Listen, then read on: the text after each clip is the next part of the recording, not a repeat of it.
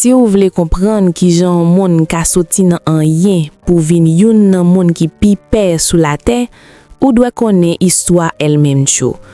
Non li c'est Nemesio Oseguera Cervantes, mais monde lan te konnen sous nom El Mencho. Gen moun ki te rele le roi drogue Mexique, gen l'autre qui te rele le monde qui pi dangereux sous planète là. Mais dimanche, la ville fini et puis yon époque fermée.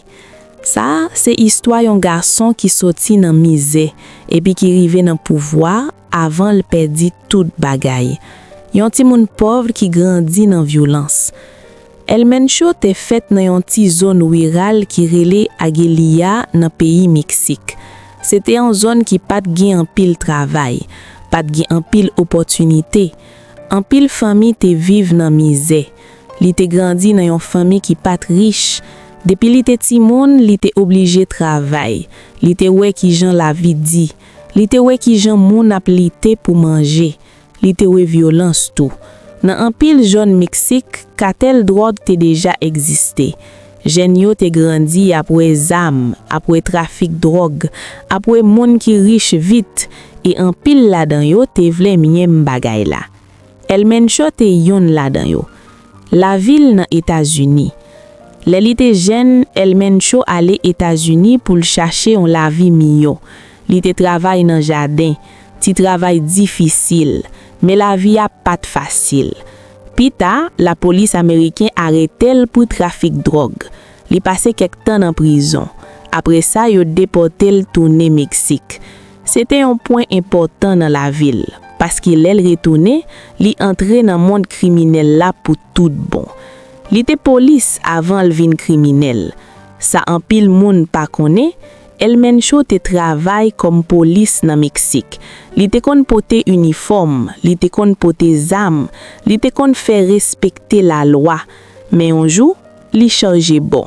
Li quitte la police. Li entre dans cartel drogue yo. Et c'est là histoire li vraiment commencé. Monte li dans cartel yo. Nan commencement, li te juste yon ti soldat, yon moun ki suive l'ordre, mais li te intelligent, li te discipliné, li te fret. Ti kras pa ti kras, li monte nan niveau yo. Li vin yon nan moun ki pi important nan organisation. Li apprend ki jan trafic drogue marché, ki jan yo transporter cocaïne, ki jan yo cacher l'argent, ki jan yo éviter la police. Li apprend tout bagay. Et un jour, les paré pour diriger. Création CJNG.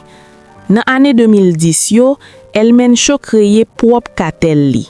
Yo rele li Cartel Jalisco Nueva Generación, CJNG. Cartel sa vin yon pi puissant na Mexique. Yo pas tankou l'autre cartel yo. Yo te pi agressif, pi organisé, pi armé. Yo te gen zam lou, machine blindée, convoi militaire.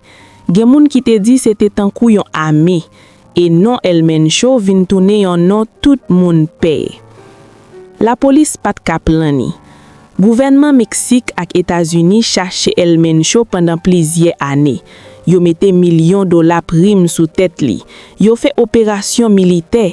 Yo voyi soldats. Yo utilisé hélicoptère. Mais toujours chapé. Ça fait réputation li vin pi gros. Gen moun ki te pense yo pap jam pran li. Li de tankou yon fantôme, toujours disparaître, toujours caché, toujours vivant. Pouvoir li. Cartel El Mencho te contrôlé en pile zone nan Mexique. Yo voye drogue nan États-Unis ak Europe. Yo fait milliards $. Li te gen en pile pouvoir. Gen moun ki te respectel, gen moun ki te paie li. Mais pouvoir kon sa toujours gen prix. Vive caché, toujours ap kouri, toujours ap fait la guerre, toujours ap gade derrière. Ça c'est la vie li. Dernier opération. Dimanche, tout bagay changé. L'armée Mexique lan lancé une gros opération. Yo joine côté El Mencho te caché. Te gen gros coup de zam, te gen explosion, te gen bataille, soldat contre cartel. Finalement, yo joine li. Li te blessé. Yo metel nan avion pour l'hôpital, mais el pat rive vive. Li mouri. Après un pile année caché, histoire li fini. Après la mol, violence pété dans un pile zone, machine bolée, route bloquée, coup de zam, cartel yo fâché, l'armée déployée plus soldats, pays a sous tension. L'amour elle-même chaud pas seulement yon monde, c'est fin yon époque. Leçon histoire li. Histoire elle-même chaud montre yon bagay important. Yon monde ka sorti nan rien, vin gen pouvoir, vin gen l'argent, vin gen non, mais finalement tout bagay passé. Pouvoir pas durer pour tout temps, l'argent pas durer pour tout temps, non pas durer pour tout temps. Chaque monde gen yon fin. Elle-même chote yon nan monde qui pi paix sous la terre, mais jodi ya, c'est juste yon histoire. Gen moun qui vivent pour pouvoir, gen moun qui vivent pour l'argent, gen moun qui vivent pour non. Mais gen yon question qui rete. Qui ça qui rete après ou aller? Elle-même chote vive comme yon légende nan monde criminel là, mais finalement, li kite derrière la guerre, la paix et sang. Histoire li fini, mais leçon le rete.